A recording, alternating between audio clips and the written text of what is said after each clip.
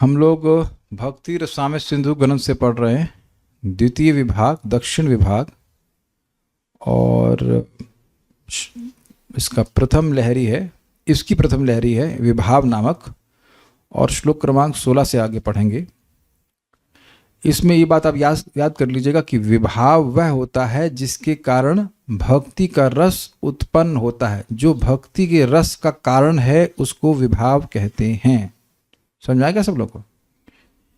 और विभाव दो प्रकार का होता है, आलंबन और उद्दीपन। आलंबन में दो विभाग हो गए, जो प्रेम के विषय हैं यानी भगवान, यानी कि आलंबन विषय आलंबन, और जो प्रेम के रस का आस्वादक है या मतलब आश्रय है वो है भगवान का भक्त। यहाँ तक बात याद हो गई थी। और उद्दीपन के बारे में बात अभी नहीं कर रहे। इस पूरे अध्याय में विभाव के बारे में ही बात होगी। हम लोग अब श्लोक क्रमांक 16 से आगे पढ़ते हैं। तत्र आलंबनाः, तो यहाँ पर अभी उद्दीपन नहीं, टॉपिक रहेगा आलंबन का। आलंबन उद्दीपन दो टॉपिक रहेंगे। पूरा अध्याय का टॉपिक क्या है? विभाव। उसमें आलंबन और उद्दीपन हैं। और अब हमारे सामने टॉपिक तत्र, मतलब उस विभाव में आलंबन टॉपिक होगा। उम्मीद है कि आप और डिस्टर्ब नहीं करेंगे। तो आलंबन टॉपिक रहेगा। तो आलंबन क्या क्या होता है वह आप लोग अब सुनेंगे, और मन को थोड़ा एकाग्र करके सुनेंगे तो बहुत अच्छा लगेगा। बहुत अच्छा टॉपिक है, बहुत अच्छे से श्रील रूप गोस्वामी जी इसको समझाएं, टीकाएं बड़ी सुंदर हैं। Let's start. तत्र आलंबनः, विभाव के सेक्शन में आलंबन के विषय के बारे में बात हो रही है। आलंबन क्या है जरा देखते हैं। कृष्णश्च कृष्ण भक्ताश्च बुधैरालम्बनामताः रत्यादिर्विषयत्वेन तथा धारतयापि च कृष्णश्च कृष्ण भक्ताश्च बुधैरालम्बनामताः रत्यादिर्विषयत्वेन तथा धारतयापि च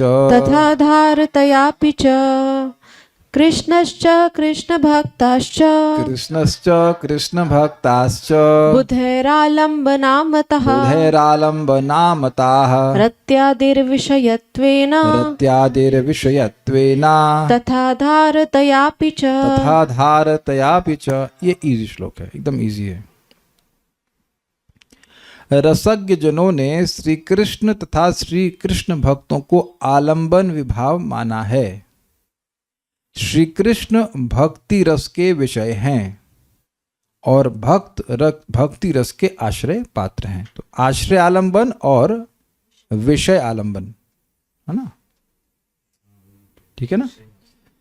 बुधय, विद्वानों के द्वारा जो रस तत्व को जानते हैं, रत्यादेह विषयत्वेना, रति आदि के विषय होने से, कृष्णश्च श्री कृष्ण को, तथा आधारते, आधार मतलब आश्रय, तथा आधार होने से कृष्ण भक्ताश्च श्री कृष्ण भक्त अपीच भी आलंबना मता, आलंबन माने गए हैं।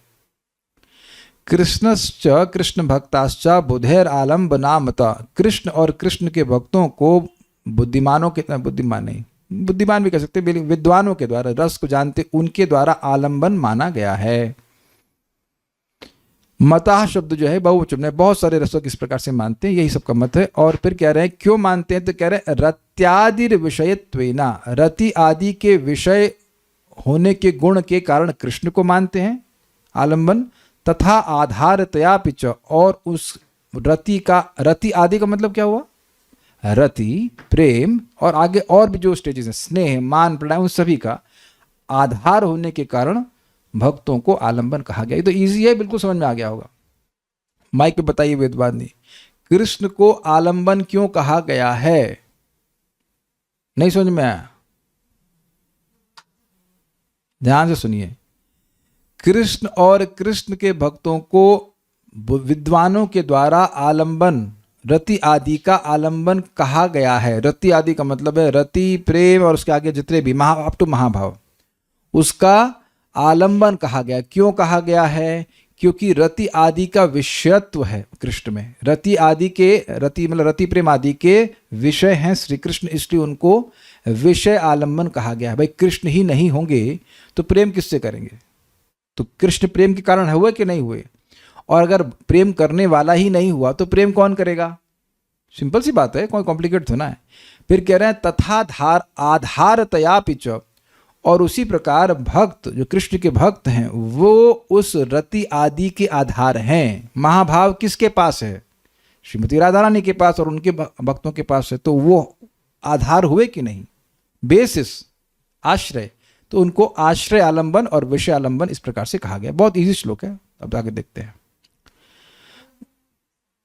आलंबन मतलब सहारा, यस। तो आलंबन मतलब सहारा, और यहाँ पे आलंबन उसको कहा गया जो रति आदि का कारण है। क्षमा कीजिएगा, विभाव को कहा गया था रति आदि का कारण है, और आलंबन मतलब सहारा, यस। उस विभाव के अंतर्गत आलंबन और उद्दीपन है। तो आलंबन उद्दीपन, अच्छा मान लीजिए उद्दीपन है और कृष्ण ही नहीं है, कृष्ण के भक्त ही नहीं है, तो उद्दीपन होगा किसका? तो मेन जो है वो है आलंबन। मुख्य तो आलंबन हुआ ना, भगवान और भगवान के भक्त ये हुए। कृष्णश्च कृष्ण भक्ताश्च, श्री कृष्ण और कृष्ण भक्त, इस पद में यह विवेक होना चाहिए कि जिसको उद्देश्य करके रति प्रवृत्त होती है वह विषय हैं और यहाँ वह श्री कृष्ण ही हैं। ये क्या कहने का मतलब हुआ? देखिए श्लोक में इस तरह से रचना है, योजना है। कृष्णश्च कृष्ण भक्ताश्च बोधैर आलम्बनामता, कृष्ण और कृष्ण के भक्तों को आलम्बन कहा जाता है, माना जाता है। रता, अब उसके बाद कह रहे रत्यादि विषयत्वेना। अब पॉइंट ये है कि रति आदि का विषय तो है, लेकिन रति आदि का विषय कौन होगा?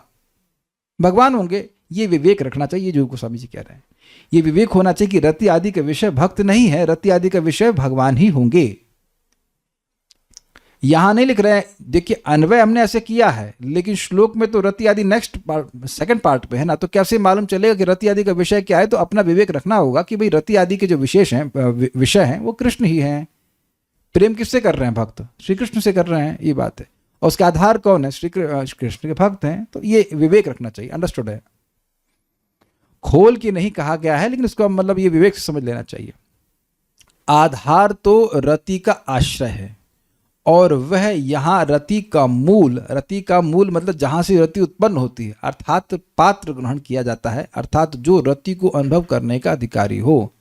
रति से मतलब समझ लेना चाहिए कि रति आदि, रति से रति को उपलक्षण है। रति कह दे तो रति, प्रेम, स्नेह, मान इत्यादि। जैसे हमने सुना था कि जो दास्य भाव के भक्त हैं वो राग तक जाते हैं, स्नेह राग ऐसे करके।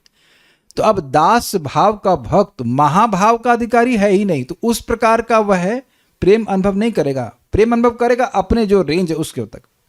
अब इसमें बड़ी इंटरेस्टिंग बात है, जो दास भाव का प्रेम है वो कहां उत्पन्न हो रहा है? दास भाव के वक्त में, क्या बोल गया मैं? हाँ ये तो बोल गया। दास रति जो है वो कहां उत्पन्न होगी? उस भक्त के हृदय में, जिसके हृदय में दास्य भाव है। Is it okay?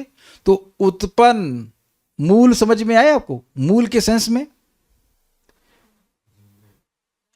कुछ समझ में आ रहा है कि नहीं आ रहा है? देखिए जैसे मैं फिर भौतिक तरह से बता रहा हूं, भौतिक एग्जाम्पल से, कि कोई व्यक्ति कामी है, तो कामी व्यक्ति के हृदय में ही, वो जो हृदय वही मूल होगा ना काम वासना के जागृत होने का, या लोभी है, जो कुछ भी है।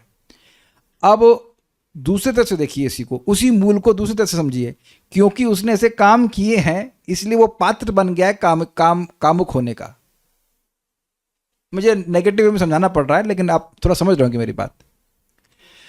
जो व्यक्ति रति को अनुभव करने का अधिकारी, उसके बारे में क्या कहा था? भक्ति निर्धूत दोषाणाम प्रसन्न उज्ज्वल चेतसाम। ये सब बातें आई थी कि नहीं? जिसका हृदय पूरी तरह से भक्ति के प्रभाव से पूरी तरह सारे दोषों से मुक्त हो गया है, और वह संवित और ह्लादनी शक्ति के आविर्भाव की योग्यता को प्राप्त कर चुका है, तो वह दास रस या दास भाव में क्यों स्थित है? क्योंकि ऐसी उसकी पात्रता है। तो रति का मूल अर्थात पात्र ग्रहण किया जाता है। ये थोड़ा लैंग्वेज समझ में आ रहे हैं बात? भक्त जो है वो आधार क्यों है? क्योंकि रति कहाँ उत्पन्न होती है? भक्त के हृदय में। तो वो, जैसे मैं कहूं कि भाई ये, जैसे आप कोई भी पेड़ लेते हैं तो जड़ नीचे है ना, उसी से तो वो ऊपर उठ रही है। अब कहते हैं ना इस बीमारी की जड़ ये है, तो जड़ ये है मतलब वहीं से वो बीमारी उत्पन्न हो रही है। समझ रहे हैं ना इस बात को?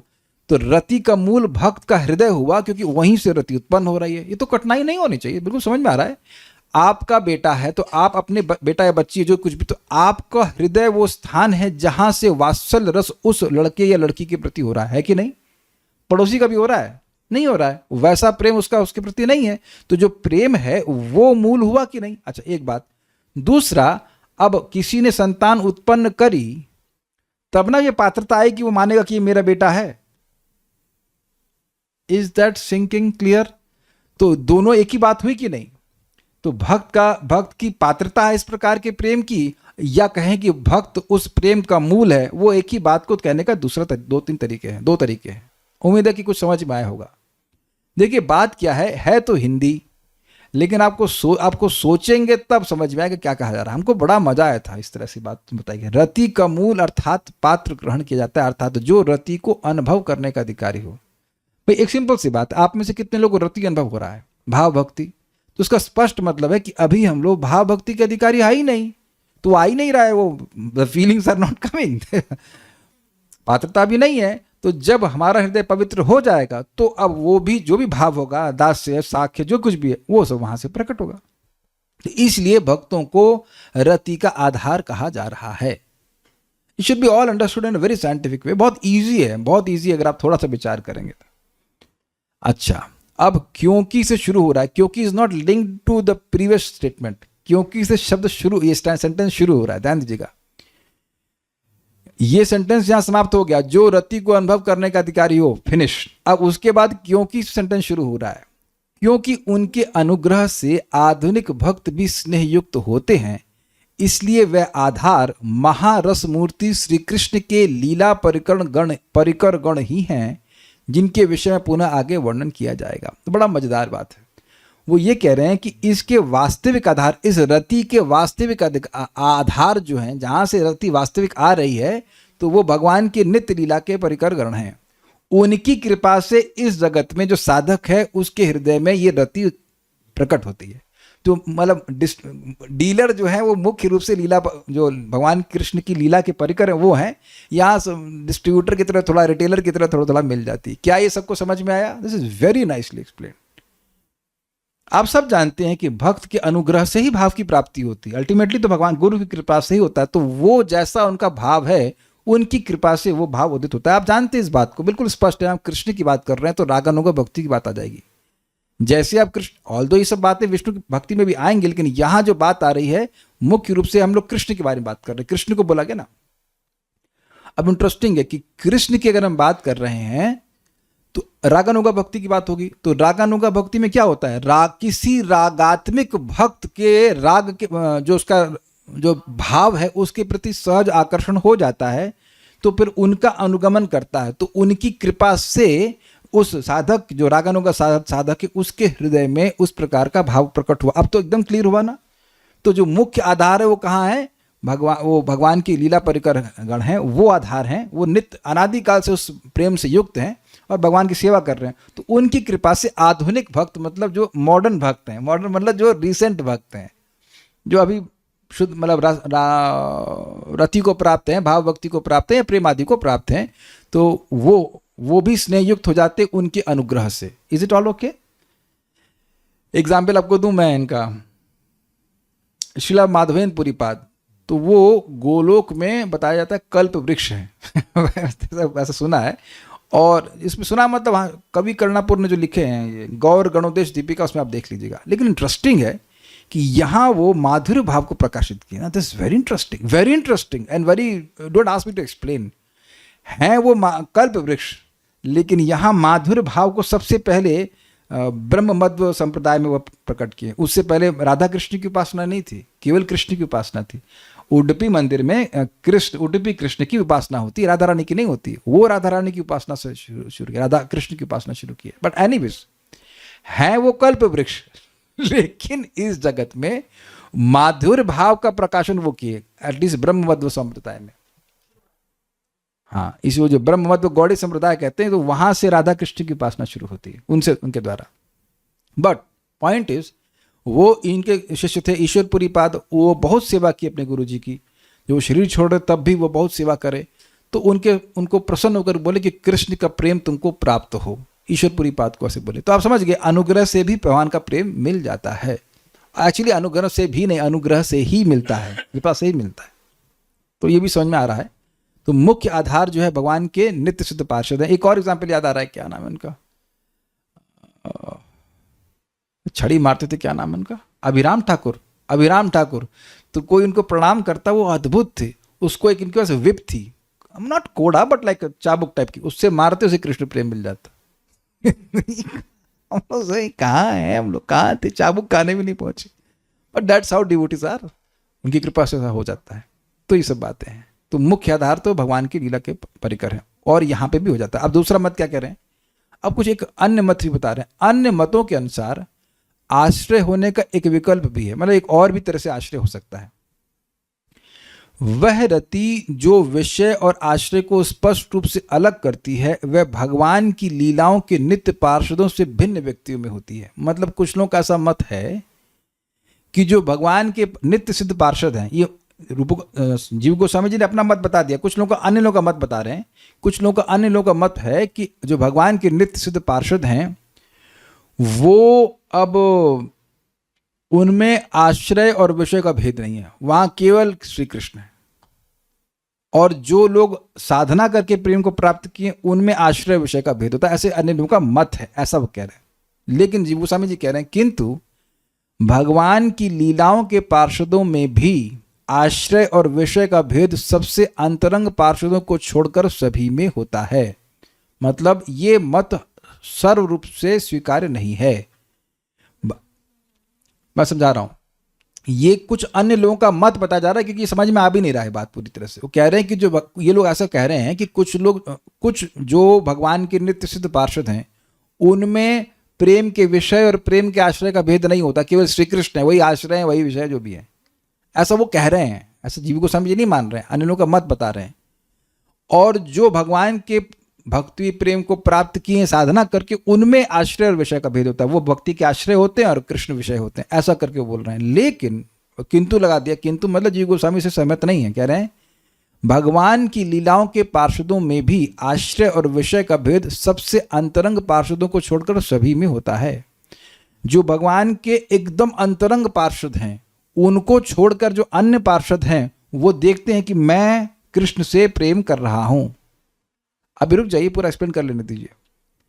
आप जानते हैं कि गोपियां जब श्री कृष्ण रासलीला से हट गए थे, तो गोपियां का इतना ज्यादा भगवान में आवेश हो गया था कि वो ये मानने लगी थी वही श्री कृष्ण है। वो अपने को भूल ही गई थी। आप ये देखो कि मैं किसी से प्रेम कर रहा हूं, तो ये भेद होगा ना कि मैं उससे प्रेम कर रहा हूं। लेकिन जो बहुत अंतरंग पार्षद हैं, वो कभी कभी कह सकते हैं या बहुत बार भूल जाते हैं कि वो कौन, उनकी अपनी एग्जिस्टेंस को ही भूल जाते हैं। This is what I am understanding from this. But ऐसा हर पार्षद के संग नहीं होता, और इससे कोई फर्क भी नहीं, मतलब इससे कोई दिक्कत नहीं है। फर्क तो नहीं कहूंगा, लेकिन इससे कोई दिक्कत नहीं है। ये समझना आसान है ना कि मैं कृष्ण से प्रेम कर रहा हूं, ठीक है। लेकिन ये भाव की वजह से होता है, ऐसा नहीं कि वो लीन हो जाते हैं भगवान में, ठीक है। भाव की वजह से होता है। इन अंतरंगों में भी जो सबसे अधिक अंतरंग है, उनमें आश्रय विषय का कोई भेद नहीं होता। उस स्थिति में केवल कृष्ण ही आलंबन के रूप में प्रमुख होते हैं। अब उसको डिटेल में वर्णन आगे होगा, लेकिन ये बात कुछ समझ में आ रही। मैं मतलब जो मैं उसे डिराइव करके बता रहा हूँ कि ऐसा हो सकता है। गोपियों के बारे में कह रहे हो, सबसे अंतरंग तो वही है ना। महाभाव आदि की स्थिति में ऐसा हो सकता होगा, हमको पता नहीं, हम काइंड ऑफ स्पेकुलेट कर रहे हैं कि ऐसा होता होगा, इसलिए हम ज़्यादा नहीं बोल रहे उसके ऊपर। लेकिन सिंपल शब्दों में कहें, आश्रय भक्त हैं और विषय भगवान है, इजी बात समझ लेते हैं। पर देखिए, जो टीका है वो समझाऊंगा ही, जो लिखा हुआ है, तो उसलिए परेशान मत होइए। ये बात कुछ ज़्यादा डाइजेस्ट नहीं होती कि आश्रय विषय एक साथ हो जाएगा। कुछ होता हुआ केस में तो वहाँ पे हम देखेंगे इसको, अभी तो समझ लेना चाहिए। अभी जो बात समझ में आ रही है तो समझ लीजिए, जो नहीं समझ में आ रही है उसका चिंता मत कीजिए।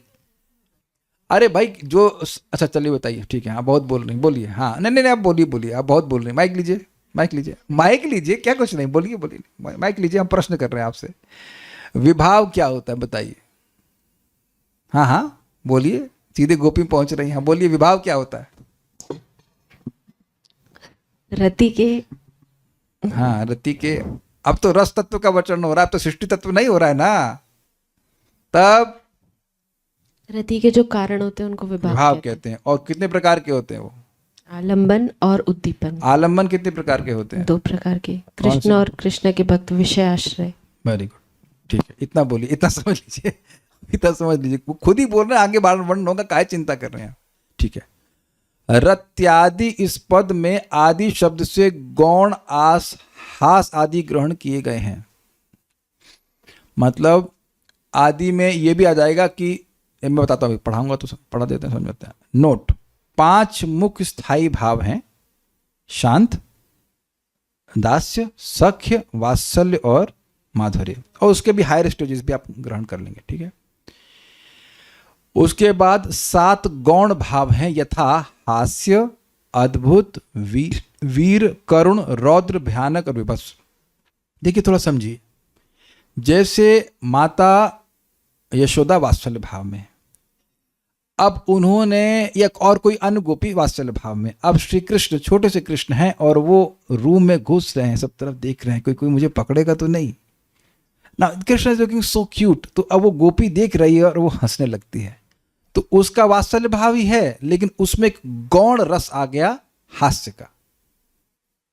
या अब ये तो सब जानते हैं, भगवान माता यशोदा वो मंथनी से क्या कर रहे हैं, उसको दही मथ रही थी, और कृष्ण आते हैं और कृष्ण उस मंथनी को पकड़ लेते हैं। तो माता यशोदा को बड़ा आश्चर्य होता है, ये लड़का कितना बलवान और बुद्धिमान हो गया। ऐसे समझ में आ गया कि अगर मंथनी को पकड़ लूंगा तो माता मथ नहीं पाएगी और जरूर मुझे अपने स्तन का दूध पिलाएगी। वो तो अद्भुत रस आया कि नहीं?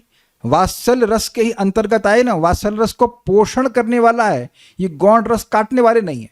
Is it all okay? वीर रस में जैसे कि भगवान के मित्र हैं, अब वो जब कृष्ण किसी को मारते हैं, किसी असुर को मारते हैं, तो उनको भी, हाँ हमारा मित्र कितना शूरवान, शूरशाली। तो अब वो रहे, मित्र का भाव रहा, लेकिन उसमें वीरता का रस प्रकट हो गया। करुण रस, अब और तो एग्जाम्पल अभी याद नहीं आ रहा है।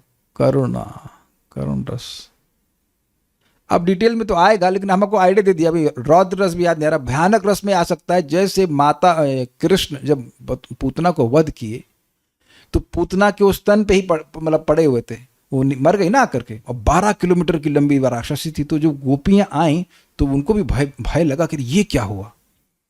या श्री कृष्ण को जब तृणावर्त उड़ा करके लेके चला गया, तो माता यशोदा तो भय से बिल्कुल बेहोश हो गई, मेरे बच्चे को उड़ा के ले गया ऐसे करके। तो कहने का मतलब है कि ये जो 5 मुख्य भाव हैं, इनके संग ये सब रस भी आते, बीच बीच में अपीयर करते हैं। तो उन सब के आश्रय कौन है? भक्त। और उनके विषय कौन है? श्री कृष्ण। ठीक, विषय समझ आ रहा है? किस पे हंसी वो गोपी? श्री कृष्ण पे हंसी, ये बात है। और कौन हंसी? वो गोपी हंसी। तो उसको हास्य रस का अनुभव हुआ विद इन वात्सल्य। उम्मीद है कि समझ में आ गया होगा। माइक पे पूछिए। अर्जुन भगवान का विराट रूप देखते हैं तो थोड़े बहुत डर जाते हैं, तो वो विभत्स हो सकता है या रौद्र। लेकिन यहाँ बात गोलोक के पार्षदों की हो रही, तो विल स्टिक टू दैट। और यहाँ रति सजातीय ही जाननी चाहिए, विजातीय नहीं, क्योंकि अनुभव करने वाले में उस संस्कार का अभाव होता है। नोट, गौण रतियां भी सजातीय हैं, विजातीय या विरोधी नहीं। पढ़ने दीजिए पहले। विजातीय रति यदि अविरोधनी हो तो वह उद्दीपन में आधार होती है, आलंबन में नहीं। नोट, वह उस भक्त के द्वारा अन्यों में देखी जाती है, किंतु वह भक्त उस विरोधी रति का साक्षात अनुभव करते हुए आश्रय नहीं हो सकता। समझाता हूं। जैसे रति है, मान लीजिए सख्य, तो अब सुबल सखा सख्य रति के ही आश्रय होंगे, वो वात्सल के नहीं हो सकते, वो माधुर्य के नहीं हो सकते। ऑल्दो वो तो साधक है नहीं, लेकिन चलिए हम उसकी बात करेंगे जो व्यक्ति यहाँ पे साधना कर रहा है। तो साधना करके मान लीजिए कोई सख्य रस में स्थित हुआ, तो वो अब वात्सल्य रस में नहीं आ सकता, वात्सल्य रस का अनुभव नहीं कर सकता। उससे नीचे वाला कर सकता है, दास का तो अनुभव करेगा, दास तो उसमें इंक्लूडेड है, लेकिन वह वात्सल्य का अनुभव, he won't be attracted to वात्सल्य रस। Is that sinking? इजी है? अच्छा, क्योंकि उस प्रकार का संस्कार ही नहीं। अगर आपको याद हो तो उसमें लिखा हुआ था संस्कार युगलोज्ज्वल, जो इस रति को उत्पन्न करने में सहायक हैं वो हैं पूर्व जन्म के प्राक्तनी आधुनिकी, पूर्व जन्म के और इस जन्म के संस्कार। तो वो संस्कार है ही नहीं वात्सल्य रस का, तो वात्सल्य रस का अनुभव क्यों करेगा? उसके हृदय में सख्य रस ही होगा। अब एग्जाम्पल दूंगा, समझ में आ जाएगा। हम लोग पहले पढ़ चुके हैं कि उद्धव जी जब ब्रज में आए तो उनने गोपियों के प्रेम की अतिशयता को देखा, तो बड़ा क्लियर है कि वह गोपियों जैसा प्रेम नहीं चाहते थे, गोपियों की इंटेंसिटी वाला प्रेम चाहते थे। अगर आप लोगों को सब याद होंगी तो जरूर बात पकड़ में आ गई होगी कि गोपियों का प्रेम उनके लिए एक उद्दीपन बना कि देखो गोपियां कितना प्रेम कर रही हैं बढ़िया से भगवान को, और कितनी अतिशयता से प्रेम करके खुद ही भूल गई अपने आप को। क्लियर? लेकिन वो माधुर्य भाव को नहीं स्वीकार किए। वो ये चाह रहे हैं कि ऐसा प्रेम काश मेरा भी भगवान से हो जाए। तो यानी कि उद्धव जी कभी भी माधुर्य भाव को नहीं स्वीकार करने वाले। यद्यपि वह देखेंगे कि दूसरे वक्त आप ऐसा ही आप अक्रूर मनोरथ सुनेंगे तो वहां भी श्री कृष्ण के गोपियों के संग जो लीला आदि हुई उसके बारे में बोले, और भीष्मदेव भी बोले हैं कि वो बोले हैं कि अर्जुन का भगवान से प्रेम है और इस कारण से भगवान ने उनको शक्ति प्रदान करी युद्ध आदि करने के लिए। तो अर्जुन के प्रेम को देख करके वो अप्रिशिएट कर रहे हैं कि नहीं? द्वेष का तो कोई मतलब नहीं है। फिर गोपियों के बारे में बोले कि गोपियों को भगवान ने अपने नृत्य आदि करने की सारी शक्ति दी, अर्जुन को सारी शक्ति नहीं दी युद्ध करने की। जो भगवान का युद्ध कौशल है वो सारा कौशल अर्जुन को नहीं दिया, लेकिन गोपियों को इतना अधिक प्रेम है कि जितना सामर्थ्य श्री कृष्ण का है नृत्य करने का, उतना ही सामर्थ्य है गोपियों का नृत्य करने का। कुछ समझ पा रहे हैं? Now, having said this, ये बात बोलने के द्वारा भीष्म देव गोपियों के अतिशय प्रेम को समझा रहे हैं कि इतना अधिक प्रेम था गोपियों का कि भगवान ने अपना सारा गुण दे दिया। कुछ समझे? लेकिन वो पार्थ सके रतिर ममास्तु, मेरी पार्थ सखा में ही रति हो। I hope it is very clear. तो वो एक उद्दीपन का कार्य कर रहा है, आधार का कारण नहीं बनेगा क्योंकि उस तरह की रति का संस्कार भीष्मदेव में नहीं है। समझा के बात? जी कुछ पूछना है, बोलिए। प्रभु जी, आपने बताया था कि जैसे उत्तरोत्तर भावों में जाते हैं ना, जैसे शांत, दास्य, साख्य, वात्सल्य, माधुर्य, तो उनमें जो नीचे वाले भाव है वो सम्मिलित रहते हैं उसका हाँ। भाव, तो ये उसमें भी एप्लीकेबल होगा या नहीं? देखिए समझिए बात, जो सखा है वो सेवक की तरह कभी मित्र की सेवा नहीं करता। पहले बताइए, आपका कभी कोई मित्र हो, वो बुखार में से पीड़ित हो, कभी मान लीजिए बुखार हो गया, तो आप उसकी वैसे भी सेवा करते हैं कि नहीं? आपकी कोई मित्र है तो आपने हमेशा से मित्रवत ही व्यवहार किया है कि कभी कभी दास की तरह भी सेवा किया है? Are you able to follow? आप उसकी माँ भी बन गई हैं। तो आप देखिए कि आप प्रैक्टिकल देखो ना यहाँ पर कि जो मित्र है उसके प्रति मित्रवत व्यवहार रहता है। Now sometimes you may serve in a different capacity but not in higher रस। आप उसकी मां नहीं बन सकते। किसको ये बात सबको समझ में आ रही है बात कि नहीं आ रही? अब आप जानते हैं कि पति और पत्नी इस बात को समझ लेंगे कि पत्नी कभी सेविका की तरह कार्य करती है, कभी मां की तरह भी करती है। जब भोजन कराती है तो आप देखेंगे कि एक पत्नी हर प्रकार से सेवा कर सकती है, मित्र की तरह भी बर्ताव करती है। ये मतलब ऐसे नहीं कि मैं अपने मन से बोल रहा हूँ। जो पति है और पत्नी उस बात को समझेंगे, पति भी इसी प्रकार से सेवा करता है। We are all servants. तो ये जो माधुर्य रस में उसमें सारी चीजें आ जाएंगी, लेकिन पत्नी ही बने, मैं क्या हूं इनकी, पत्नी ही बोलेगी ना। कुछ समझ रहे हैं कि नहीं समझ रहे हैं इस बात को? ऑल्दो दास भाव सभी भावों का आधार है, ये बात सत्य है, लेकिन she won't like to become a mother. यहां कौन सी पत्नी अपने पति को अम्मा कहलाना चाहती है? कौन है? मेरी माता जी है। तो ये तो नहीं कहलाना चाहती है। क्यों ऋतु माता जी ऐसा चाहती हैं आपकी? प्रभु जी कई बार माता जी है। अच्छा एक बताइए ऋतु शर्मा माता जी, आप बताइए, कभी कभी आप जब प्रभु जी की सेवा करती हैं, यू डोंट फील अफेक्शन, वात्सल्य, कि हमारे पति को हम खिला रहे हैं, अच्छे से खाएं, पुष्ट हो, strong? That naturally comes, you can't say that it is doesn't come. ये होता है, शास्त्र का वचन है, मैं श्लोक नहीं कोट कर पा रहा हूं, but that's how it is there. तो अब बात यहाँ पे ये हो रही है कि जो भक्त जिस रति का आश्रय है, मैंने एग्जाम्पल दिया ना आपको भी भीष्मदेव का और उद्धव जी का, वो दूसरे भक्तों के प्रेम को देखकर उसका प्रेम उसी तरह से बढ़ेगा, वो उद्दीपन का कारण हो जाएंगे। देखिए समझिए, यहाँ जो साधक था उसने वो मान लीजिए सुबल सखा को फॉलो कर रहा है, तो अब उसका उनको देख करके वह किसका आधार बना? वात्सल्य रति का। क्लियर हुआ? वही संस्कार उसके मन में है। ऐसा नहीं है कि वो सुबल सखा के अलावा और किसी को जानेगा ही नहीं। मान लीजिए कि वह गोपियों का प्रकरण पढ़ रहा है भागवतम से, तो गोपियों को प्रेम को देख करके उन गोपियों का प्रेम उसके लिए उधर रिफ्लेक्ट नहीं होगा। वो कैसे होगा? वो उसको उद्दीपन का कार्य करेगा, अरे गोपियां कैसा प्रेम कर रही हैं, काश मैं भी कृष्ण को सखा के रूप में इतना इंटेंसली प्रेम करूं। But he won't become a gopi, उसका गोपी भाव उदित नहीं होगा, स्वजाति विजाति नहीं हो गया। आप विचार कीजिए, जिस ग्रुप में है उससे, ग्रुप में नहीं कहना चाहिए, जिस प्रकार का भाव है उससे अलग जाति का विवाह। ठीक है। अच्छा, दूसरी बात, गौण रतियां भी सजातीय हैं, विजातीय विरोधी नहीं। मतलब जैसे कि भय हो रहा है तो कृष्ण से भय नहीं होगा, कृष्ण से भय असुरों को होता है। I hope you are getting the point. Krishna के लिए भय होना और कृष्ण से भय होने में दोनों में जगह कृष्ण विषय है कि नहीं? समझ में आ रहा है सबको? कृष्ण के लिए भय होना कि कृष्ण को कुछ अनिष्ट ना हो जाए, जैसे कि परीक्षित महाराज को अनिष्ट की आशंका हो रही थी कि वो खाली सुन रहे थे कि पूतना प्रवेश कर रही है और डरने लगे, रे क्या हो, बच्चा है, छोटा है, पूतना मार देगी। तो वहां बोलते हैं सुखदेव गोस्वामी इनके भाव को समझते हुए कि ना ना ना ना, और जहाँ भगवान रहते हैं, उनका नाम रहता है, वहाँ कोई भूत प्रेत नहीं आ सकता है, राक्षसी आदि नहीं आ सकती हैं। तो जहाँ साक्षात भगवान विद्यमान है वहाँ क्या कर सकती है? लेकिन वो भांप गए कि इनके मन में भय आ रहा है, तो कृष्ण के लिए भय हो रहा है। और कंस किसी पीली वस्तु को देखता था तो सोचता, रे रे रे कृष्ण आ गया, कृष्ण आ गया, या मेरा मरने, उस वक्त नहीं पता कृष्ण नाम है, लेकिन जो भी, मतलब मेरा काल आ गया। यहां तक कि उसकी पत्नी भी पीला पहन के आती थी, पीली साड़ी पहन के आती थी, मारो मारो मारो उसको, कृष्ण आ गया। तो आप समझ रहे हैं कि ये जो भय है ये गौण रस है, लेकिन अब ये विपरीत है भक्ति के।